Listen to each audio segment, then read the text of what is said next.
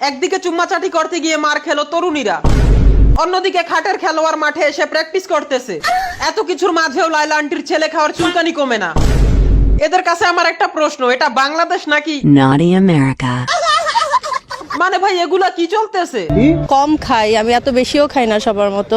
So আমি যদি আমার ফিগারটাই না দেখাতে পারি তাহলে তো এটা কেমন না। এইটা ক্রিকেট খেলার মাঠ নাকি ফিগার দেখানোর জায়গা? আমার তো মনে হয় এই মেয়েটার ফিগার দেখে মাঠের আশেপাশের পোলাপানরা এইটাই করছে।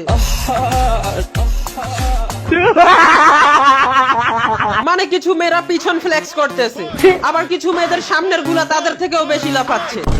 দেখেন এভাবেই যদি চলতে থাকে এই মেয়েরা শুধু ফিগার ফ্লেক্স করে ব্যাট ধরবে, অন্যদিকে সাংবাদিক সহ পুরো দর্শক শ্রোতারা এদেরকে দেখে হস্তমৈথুন করবে। পিছন থেকে পাশার ভিডিও নেন নাকি? মানে ভাই আমি বুঝি না এটা সেলিব্রিটি ক্রিকেট লিগ নাকি?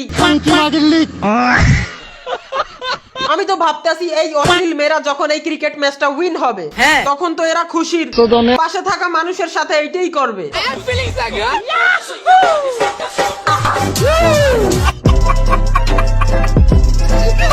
একটা দুইটা মামলা না, 5টা মামলা করছে এই মহিলা মানে, এই জবরদস্ত মহিলা মানে 5টা মামলা করছে। দেখেন কথা 5টা মামলার নয়, কথা হচ্ছে এই দুই মা ছেলের আমরা বাংলাদেশে থাকতে পারবো না। মানে এই বুইরা চুতমারানি আর এই টিকটকার নামক এদের ভিতরে কিছু একটা তো আছেই, মানে মানুষ এদেরকে গালি না দিয়ে যাইতেই চায় না।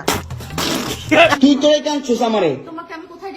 তোরে না চুদলে মামলা তুলবি না, তুই কস তোরে না চুদলে মামলা তুলবি না তুই। ভাই তুই দোজকেও জায়গা পাবি না, মানে নিজের মায়েরে কেউ এইসব গালি দেয়? আমার বাবার নাম আব্দুল কাদের মাল, আমার দাদার নাম সাদেম আলী মাল, আমার নাম মানে এই দুই মা ছেলের ঝগড়া প্রতিবারের মতো হয়ে গেছে। পাবলিকের অ্যাটেনশন সিক করার জন্য এরা যা না তা করে। দেখেন সত্যি কথা বলতে এই দুই মা ছেলেকে একসাথে একত্র করে না চুদলে এরা মানুষ হবে না। দেখেন মেয়েদের নোংরামি এবং অশ্লীলতা এতটাই নরমালাইজ করে দেওয়া হয়েছে, এরা ক্যামেরার সামনে এক বান্ধবী আরেক বান্ধবীর বুক ধরে চাপ দেয়।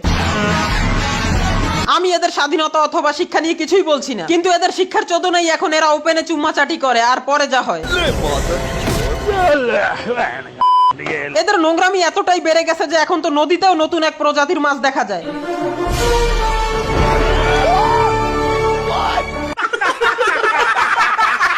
দেখেন টিভি শোতে ভালগারিটি প্রমোট করা স্বাধীন নারী সমাজ এবং মাল্টিপল ছেলে খাওয়া সুগার মামি আর জায়গায় জায়গায় নোংরামিতে লিপ্ত হওয়া শিক্ষিত মেয়ে, এই তিন ধরনের নারী দেখলে বোঝা যায় দেশটা কত আগে যাবে। আর এদেরকে যারা বিয়ে করবে তারা তো প্রতিনিয়ত ধোঁয়া মারা খাবে।